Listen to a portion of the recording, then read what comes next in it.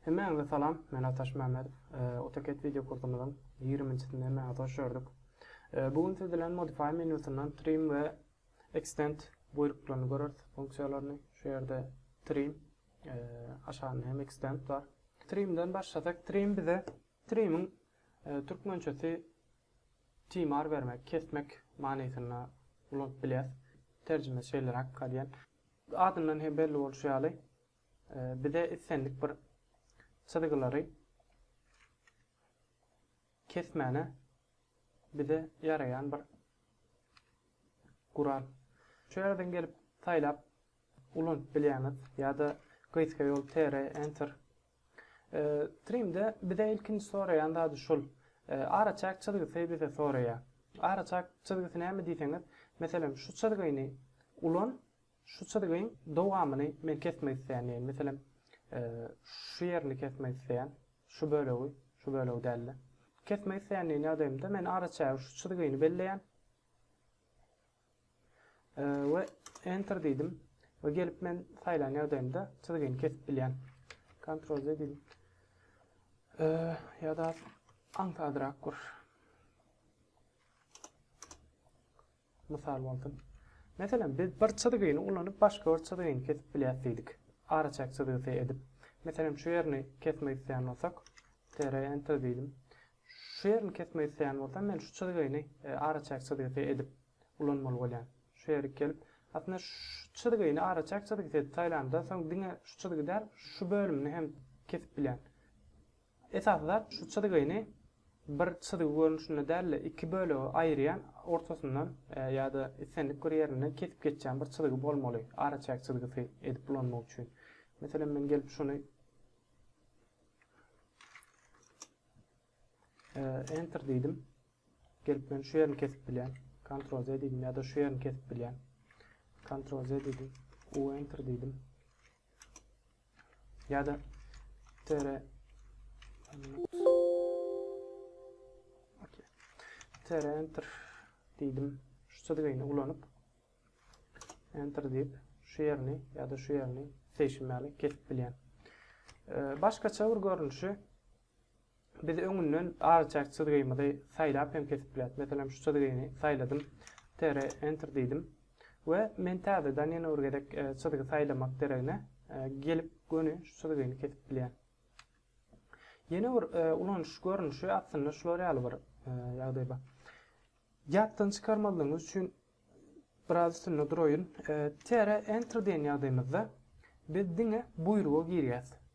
Täzeden bir çadıgy çyzyp, hatda urda araçak çadıgy saylap, ondan soň ýene bir enter'a basmaly. Eger biz şunu etmän, tr enter diýen ýagdaýymyzda hiç il araçak çadıgy saylaman, enter'a basan ýagdaýymyzda biziň hemme çadıgymyz araçak çadygy bolýar we isleýän çadygymyzy biz kesişmene kodundan dowamyny şu ýerde görüşüňiz ýaly hemmesini biz kesip bilýäs. Şu ýerden geldim, şunu kesdim, şunu kesdim. Şu ýerde triming bir üç köşük bir görünüş size aýdaýyn. Meselem käbir programmalarda bular ýalyk däl aslında. Trim diňe kesilen path dogrusu araçak çadygysynyň dowam etýän çadygylar, hatda dogrusu kesişmene kodundan soň dowam etýän çadygylar kesip bilen. Meselem şu çadygyny men kesip bilenmok. Tr enter diýdim. Görüşüňiz ýaly şu ýerden men näçe barlasamam şol iki çadygyny men kesip bilenmok. Men çadygylar näme etmeli bolýan gelip şu ýerden saýlap delete basıp bolmaly bolýan. Triming ýene bir aşağı funksiyonlarından biri şeýle bir çadygy çyzdym. Mesela men şunu etmek isteyen enter'a basıp çykdym. Şu çadygyny ulan ýöne şu çadygyň daşyna galýan hemme çadygylary kesmek isteyen. Onu ýa hem aýtmaly ilk saylap hem edip bilýär ýa-da tr enter diýip çadygyny saylap ýene enter'a basyp şu ýerden artık maç istemeyen çadıgylar men aýryp bilýän.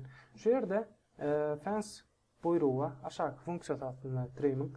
Şu ýerden biz bir ýol boýunça hatda orada polline görünüşine çadygylar çadyp şol polline degen çadygylaryny keser ýaly hem görünüşe getirip bilýär. Meselem şu ýerden başladym.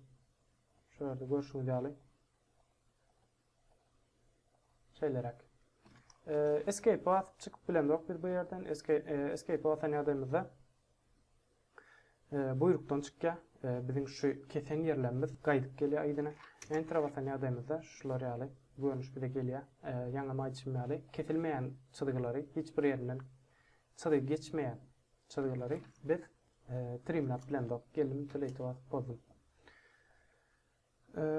Şeylerak extend buyruğunu görsek trim'in aşağına açmalı. Gıytka yolu EX extend hem işleyiş görünüşü, ulanış görünüşü edil trim'in bolşu yalı. Yani bu yerde biz hiç tadı kesemdok, biz çıdıgıları uzoldup biliyaz. Mesela circle'lıydım şuradan. L enter deyip line'e girdim. Ve şuları yalıp bir çıdıgı çıdım. Ben şu çıdıgının şu çıdıgıyı araçak çıdıgı saylap şu çıdıgı açendimen şu ortadaki çıdıgını uzatmak isteyen şu circle'ı içini tutuştuğunu kesip kesecek görünüştü. X enter dedim. Şu araçak çıdıgısını sayladım. Enter dedim ve geldim şu çıdıgının ucuna gelip sayladım. Şu yere gelip sayladım.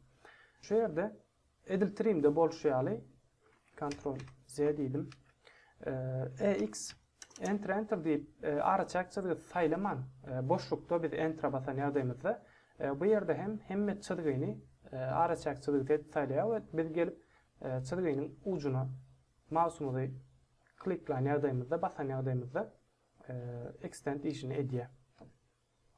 Extend'in bir başka aşağı fonksiyonlarından biri corner. Mesela resi enter dedim. Şöyle authority line'dan çıdayım.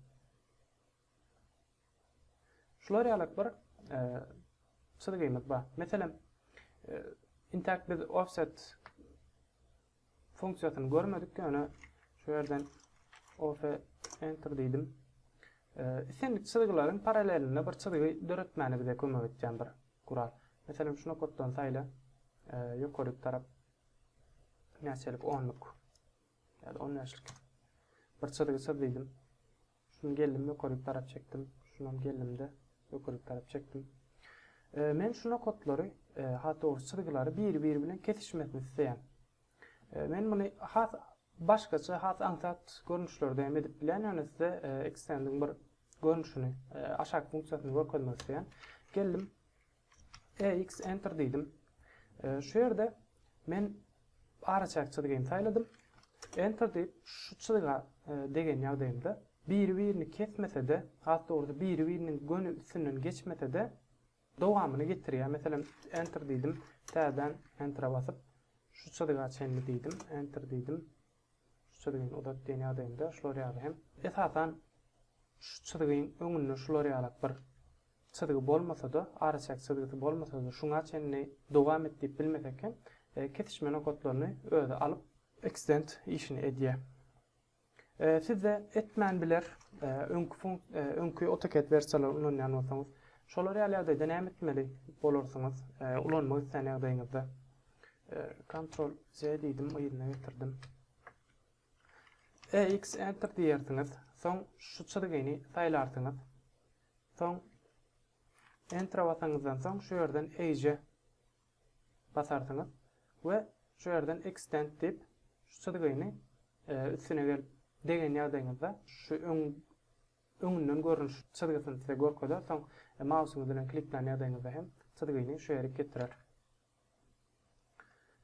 Gısaçarak trim ve extend buyrukları şeylerak inniki videolarımızda görüşýänçek hemme dost sağ olun.